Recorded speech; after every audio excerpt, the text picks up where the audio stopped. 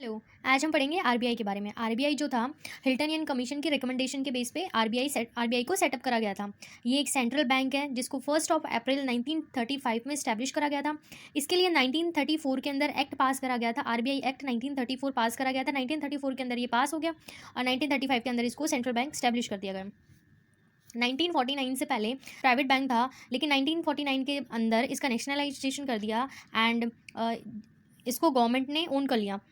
Initially ये कलकत्ता में located था, बट फ्रॉम 1937 इसको मुंबई शिफ्ट कर दिया गया और अभी तक ये मुंबई में ही है। दो आरबीआई को बैंकिंग नेम मिल चुका है, लेकिन ये अपनी बैंकिंग फंक्शंस को परफॉर्म नहीं करता। लाइक बैंक्स जो होते हैं वो हर सबको लोन देते हैं, फ्रॉम इंडिविजुअल से लेके बिजनेसमैन, कंपनी। आरबीआई में बैंक का नाम होने के बावजूद भी ये बैंक के फंक्शंस परफॉर्म नहीं करता, जैसे कि कॉमन मैन को ये लोन प्रोवाइड नहीं करता। इसके अलावा ये सिर्फ स्टेट और सेंटर के गवर्नमेंट्स के साथ डील करता है।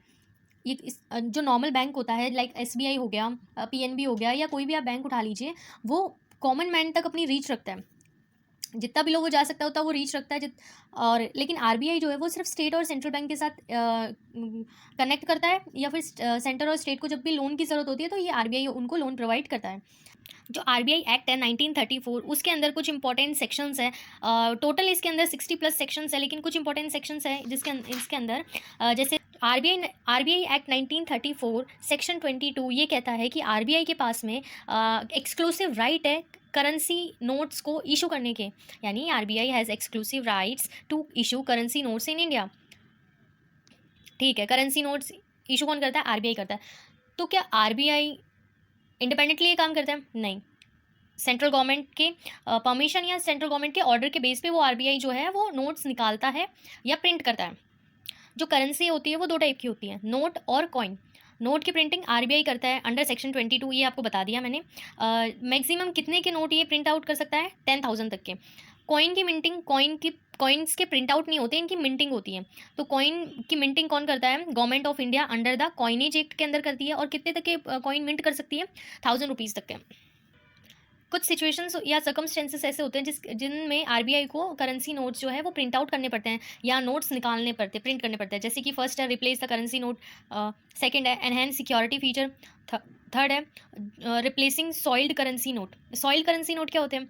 आपने मार्केट में देखा होगा, कभी कभी आपके पास भी ऐसे नोट्स आए होंगे जो थोड़े से कट्स लगे हुए हैं, जिनमें सेलो टेप से चिपका रखा है, पेन वगैरह कुछ लिखा हुआ है पेन से। तो ये सब जो नोट्स होते हैं ये सॉइल्ड नोट्स, सॉइल्ड करेंसी बोला जाता है। इनको क्या करती है आरबीआई जो है, इनका फर्दर सर्कुलेशन रोकने के लिए इनको स्टॉप कर देती है। कैसे करती है ये? आरबीआई वापस ले लेती है नोट्स को, फिर इनको डिस्ट्रॉय करके दोबारा रीप्रिंट करती है नोट्स। तो ऐसे जितने नोट्स वो लेगी, जो सॉइल्ड करेंसी है जिसको डिस्ट्रॉय करेगी, उतने वो वापस से प्रिंट कर देती है। तो ऐसे जो सर्कुलेशन है, जो फ्लो है, वो मेंटेन रहता है। और इन नोट्स की प्रिंटिंग के लिए जो आरबीआई है उसको फाइनेंस मिनिस्ट्री की परमिशन मस्ट होती है। आरबीआई जो है 1 रुपये के नोट को छोड़कर सारे नोट प्रिंट करती है। 1 रुपये के नोट कौन प्रिंट करता है? Finance ministry. अब 1 रुपये का नोट, 1 रुपी नोट को फाइनेंस मिनिस्ट्री प्रिंट करती है, तो उस पर जो सिग्नेचर होता है, जो प्रॉमिस नोट होता है, जो प्रॉमिस सिग्नेचर होता है, वो किसका होता है? फाइनेंस मिनिस्ट्री का होता है। और बाकी नोट्स पे आप देखेंगे तो उस पर जो आरबीआई का जो गवर्नर होता है उसका सिग्नेचर या उसका प्रॉमिस नोट होता है। आज का वीडियो यहीं ख़त्म करते हैं।